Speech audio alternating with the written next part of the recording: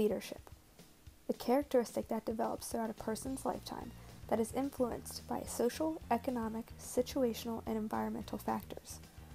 Leadership is an action that one takes in order to progress forward towards a goal while maintaining good relationships that exist both internally and externally. Leadership embodies adaptability and constant development. My definition didn't develop overnight, so we need to go back to the moments that influenced this definition.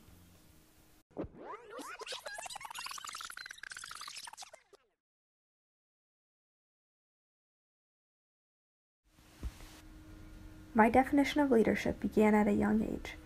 Most of my adolescent leadership influence came from my father.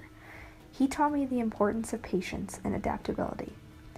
His contributions to my current leadership are consistent with trait theory and one of the 5 practices of extraordinary leadership. Be who you want other people to be and encourage the heart. He would always say, "Sam, do what you feel is right, but remember that people are always looking to you for guidance." And he would let me make my mistakes in order to learn valuable lessons, but he would always be there to catch me if I failed and then urge me to try again.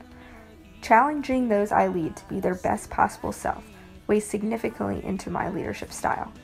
I encourage those that I lead to be individualistic and passionate, but maintain structure, maturity, and obedience while doing so.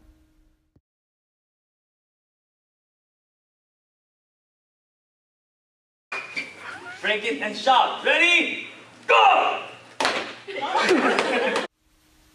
As I continued to progress into my early childhood years, I took up karate. This was the first influential leadership that I had witnessed outside my original definition. Originally, I thought leadership was a way of action and something that you had to be born with.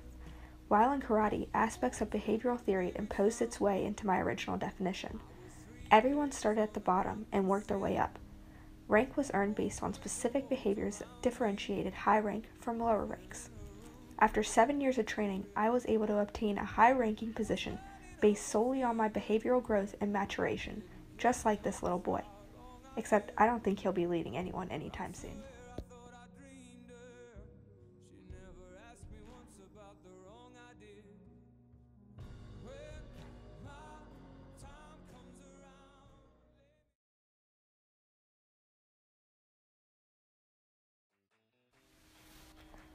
During the time I was in karate, I took up softball as well.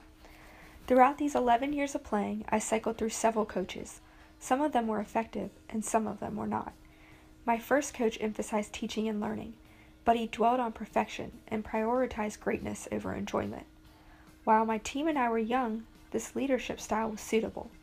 But as time progressed, little was left to learn, and our motivation for playing shifted from perfecting skills to the enjoyment of the game. Unfortunately, my coach was never able to adapt to our development. We soon grew apart and required new leadership to continue on.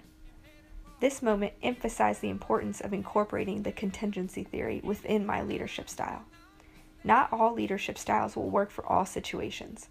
Leadership must develop with the progression of the group.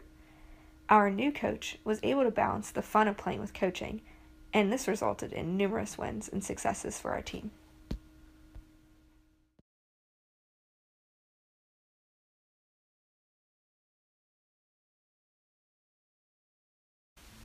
From 2011 to 2014, I assumed my first leadership role with the varsity wrestling team.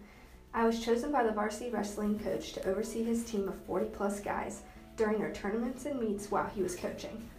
All of this was in addition to my main responsibility of accurately recording their individual stats. Patience was the key to leadership within this role, as taught by my father in my adolescent years. I was the only female on this team of boys. Tournaments changed daily and their moods changed hourly, requiring frequent adaptation of my leadership style. I had to maintain good relationships both internally with the team and the coaches, as well as externally with the referees and tournament officials. I also played varsity softball for 4 years, which is when I had the opportunity to apply my knowledge of behavioral theory from my years in karate. As a freshman, my coach forced me to prove through my behavior and skill that I was worthy of a starting position. By the middle of the season, I had obtained a starting spot on this team. My teammates taught me how to be a leader on this team, to which I applied my junior and senior year when I was elected captain. Once again, I tracked back to my father's life lessons of remembering that others are always looking to me for guidance. All my actions reflected on my teammates, just as all their actions reflected on me. I made sure that as their leader, I demonstrated the same actions that were expected of them. I also implied the importance of adaptability that I learned from my failure of my first coach. The team changed and tensions rose throughout the season. It was my role to observe this change and alter my leadership in order to redirect my team in the direction of success. Now I'm about to graduate college, and my focus in leadership has changed from sports to academics. I was chosen by 2 of my professors to be their teaching assistant. My definition incorporates adaptability and constant development for these types of leadership roles. Each student that I teach is different. A successful leader is one who has the capability to adjust for the needs of each member and encourage success amongst the entirety of the group. I will admit, I wasn't great at this at first, but now I've developed and learned from my students how I can adapt in order to be a successful leader in each situation. My last and final leadership role has probably taught me the most about myself. All characteristics of leadership come into play while I'm in this leadership role. I train new hires by incorporating the philosophy of my father: encourage the heart, but don't be soft.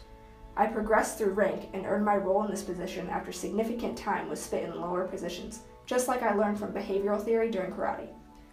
Adaptability is a must. As emphasized by the failures of my first softball coach, without adaptability, I would easily become overwhelmed in this high-paced emergency environment. Each one of my team members has different characteristics and motivations, all of which I must know as their leader in order to make everyone successful in their positions. And finally, development of my personal self is a constant process. 3 months ago, I sucked in this role, but by recognizing my situation and admitting my flaws, I have grown and developed into a successful leader.